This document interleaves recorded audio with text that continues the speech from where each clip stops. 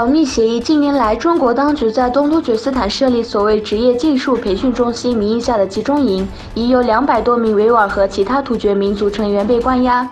根据最近在社交媒体流行的一份保密文件，当局签发了一份保密协议书，禁止居民谈论集中营的情况，以隐瞒这些设施里面的酷刑和反人类罪。根据该文件的公章，该文件由阿洼特县总监部发布。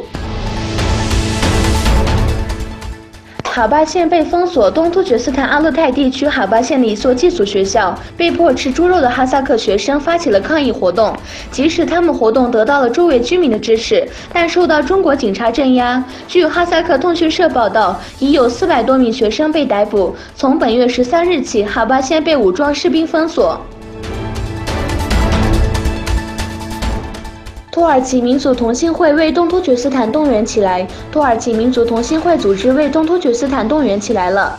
土耳其民族同心会艾斯吉县西尔分组织为了引起国际社会对中国在东突厥斯坦的压迫的关注，举行了发布会，并开始了签名请愿书活动。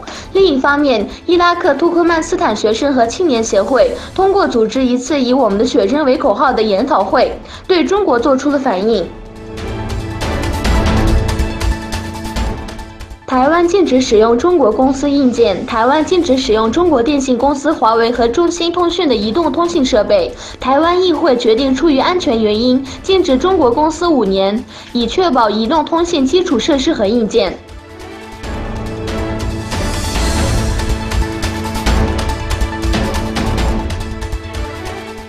黄色背心不停，有许多人被拘留。在法国首都巴黎，有黄色背心组织的抗议活动继续加剧紧张局势。一名抗议者眼睛受伤。由于市中心租金高，居住在农村地区的示威者要求政府改善经济状况。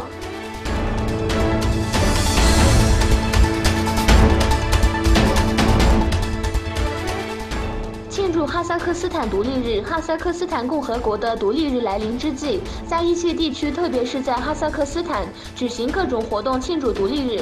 在这特别时刻，驻包括东突厥斯坦在内的其他突厥地区将获得独立，热烈庆祝哈萨克斯坦独立周年日。